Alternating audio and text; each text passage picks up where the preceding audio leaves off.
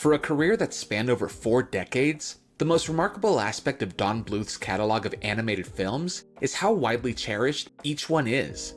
The celebrated classics are just as revered as the critically panned, and every movie of his seems to have a group of people who consider it their favorite.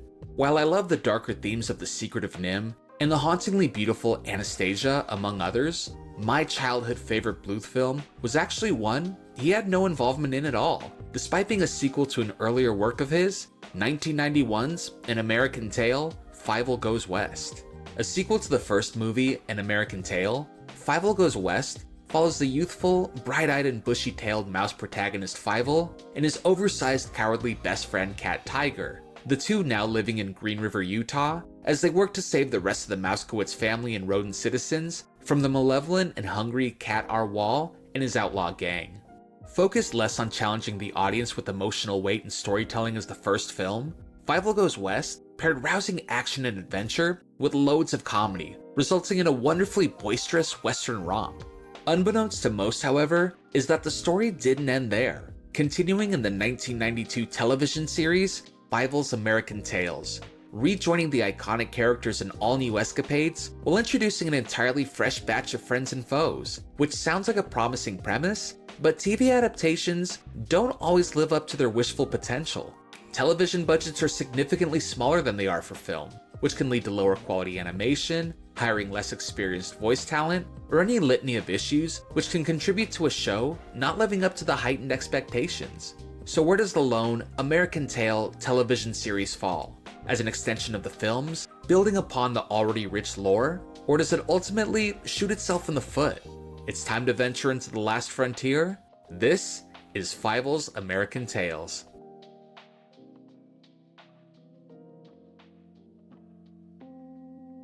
The show's opening theme music is an instrumental track, reminiscent of old black and white Western television dramas of the 1950s and 60s. There are no lyrics, just the song playing over Fievel and Tiger running through the town, trying to foil the plans of the dastardly Cat R. Wall and his spider henchman Chula.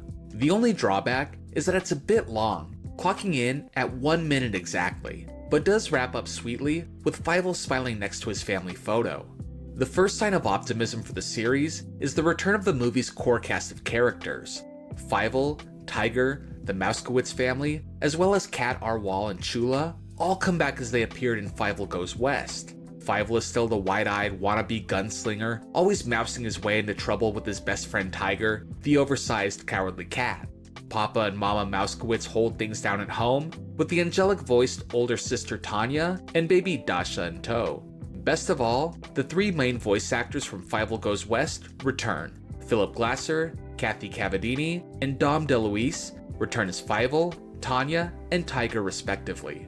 As they were in the 2 previous movies, their performances here are incredible, bringing the same lovability to their characters as they had done before. For how exciting this development was, it was also bittersweet, considering it would be the last time Glasser and Cavadini would voice the siblings, and thankfully, they do more than worthy jobs in their final send-off. My hero. You said it. The rest of the cast has been replaced with new talent, but live up to the high bar set by the film actors, including the evil yet elegant Cat R. Wall and goofy tarantula sidekick Chula, the only character who sounds completely different from his original counterpart. Played by Jon Lovitz in Fievel Goes West, his role here is now helmed by Dan Castellaneta, famous for voicing Homer Simpson. He trades Lovitz's high-pitched screeching, I don't think so. I got 7 more! for what's essentially his raspy, Krusty the Clown voice. Riding, wrangling, and those funny clowns jumping in the barrels. It's the complete opposite, but Castellaneta is a great actor, so after the initial shock, it's as natural as any other voice in the series. While the acting is admittedly great, and immediately injects a substantial amount of credibility into the show, thanks to the talent propelling it, the stories themselves are the deciding factor in whether or not the show will have lasting power. Each of the 13 episodes tells a single story over the course of 30 minutes, featuring Fievel at the center, usually in some form of plot where Cat R. Wall or the other cats around town are trying to eat him and the other mice. Although this theme is prevalent in the majority of the episodes, it's heavily concentrated on in the first few episodes, which quickly becomes repetitive and feels as uninspired as some of the other plots done here that have been seen countless times over in other cartoons. Namely, a character feeling hurt after misunderstanding a partially overheard conversation and chasing a baby through perilous environments. Fortunately, these reused storylines only take up a few episodes and are well worth wading through. The cats pursuing the mice is still the crux of the show, but the earnest attempt at meaningful subplots helped to make Tales stand out among the other adaptations of its kind. In one episode, Fievel wants a treehouse for his birthday, but instead, his father makes him a violin. Fievel is disappointed, and while out practicing his new instrument, accidentally breaks it. The genuine remorse he shows for being so careless, to the point it leads him to traveling by train to get the wood to rebuild it, it reflects a character trait that doesn't get enough focus in cartoons: integrity. There are plenty of examples of characters doing the right thing when the moment calls for it, but for Fievel to feel guilty when he's alone, wanting to fix the violin, not because he would get in trouble, but because he knows the effort his father put into the gift, and whether or not it's what he wanted, he has enough respect for his dad that he wants to honor his father's wishes of keeping and learning the violin. The same can be said for Papa as well, who's mildly upset to see his son isn't as enthralled with the violin as he'd hoped. When Mama explains to him that the violin was his idea of a good gift and not Fievel's, it gives Papa the perspective to see he was being self-serving and takes it upon himself to build Fievel the treehouse he originally wanted. It's so wholesome to see two characters care so much for each other in spite of their personal feelings and put each other first, and gives an earned sense of purpose into why they're making this trek, other than they feel bad for letting the other down. The bond between the family is a welcome and believable driving force. They tease and frustrate each other, but at the end of the day, are always there for love and support. The Mousewoodses are just a few of the residents in the desert town, and are joined by a healthy group of secondary characters designed specifically for the show, and their personalities are written to be so charming, they fit alongside the main cast seamlessly. They're a mix of local and immigrant mice, from as close as Mexico to as far-reaching as Australia. It's some dragon breathing fire. I say we let Fievel decide. And although the particular subject of being an immigrant never comes up the same way it does in the original movie, it does offer the opportunity for Fievel to interact with a wide array of individuals with unique backgrounds, and they end up as major players in some of the best episodes. In the episode titled The Hiccups, Fievel wants to make money so he can afford to buy comic books, and gets hired by an aptly named traveling medical sales mouse, Travis T. Hypocrites, to hand out free candy to the locals. When everyone who eats the candy happens to get the hiccups, Hypocrites miraculously happens to have the cure. But when Fievel discovers his con, the scam artist threatens to mislead everyone into believing Fievel was knowingly in on the ruse if he exposes his grift. In an unexpectedly refreshing turn though, Fievel declares that it's wrong and he won't do it. When the cats ambush the mice, Hypocrites suggests him and Fievel make their escape, willing to forsake the others. But Fievel stands up for what's right, saying, You may be a coward, but I'm not. leaving Hypocrites with the most sheepish, disgraced look on his face. This simple line packs the hardest punch and tells you everything you need to know about who Fievel is and what he stands for, and comes as a welcome departure from the normal plotline of Fievel getting caught by the mice in the end and coming clean and being forgiven. He knows right from wrong, and his morals aren't compromised for the sake of the story, making this action authentic to his character, and whatever happens next feel consistent because of it. My favorite episode finds the gang of cats order an arm cannon that shoots nets to trap the mice, and to counter this, the mice call the law mouse Clint Mousewood for help. This could have easily been an episode coasting on parodies of Clint Eastwood, and that's not to ignore that Mousewood does talk with Eastwood's signature gruff and mannerisms, but Mousewood is developed enough to stand on his own where he could have been an entertaining character on his own without the obvious nod. When he arrives into town, he repeatedly defeats the cats and quickly becomes a hero to the mice and an inspiration to Fievel.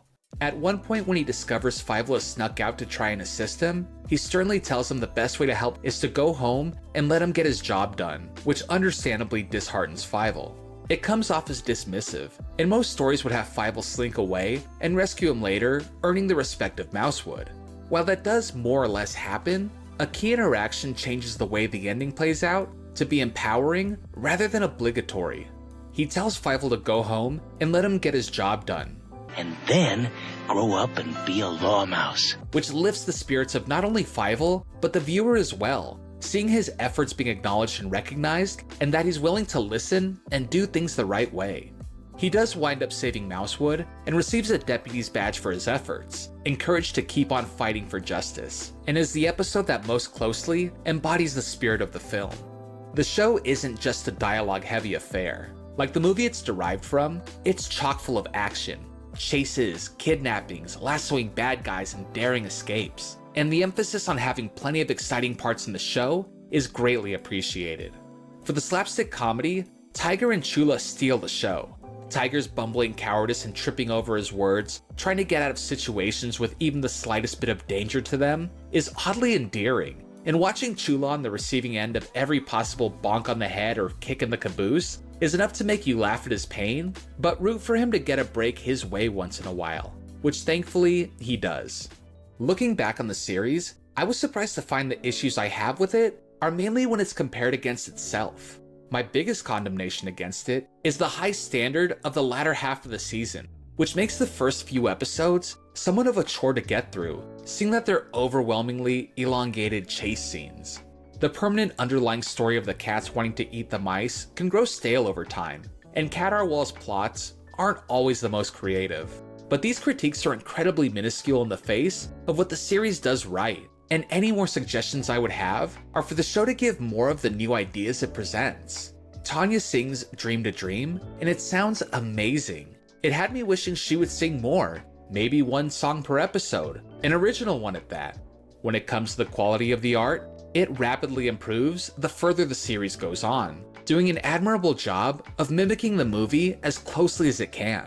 The new characters make the world seem endless. The grouchy train ticket taking dog who attacks Fievel and Tiger, Fievel's aunt who visits as a totally different person than he remembered her as. Bring on more bad guys, bring on more family. And in the vein of more, I want to see these characters and storylines connect. If there were a running through-line plot, even just a loose, overarching one, it could help in making this world feel even bigger than it already does.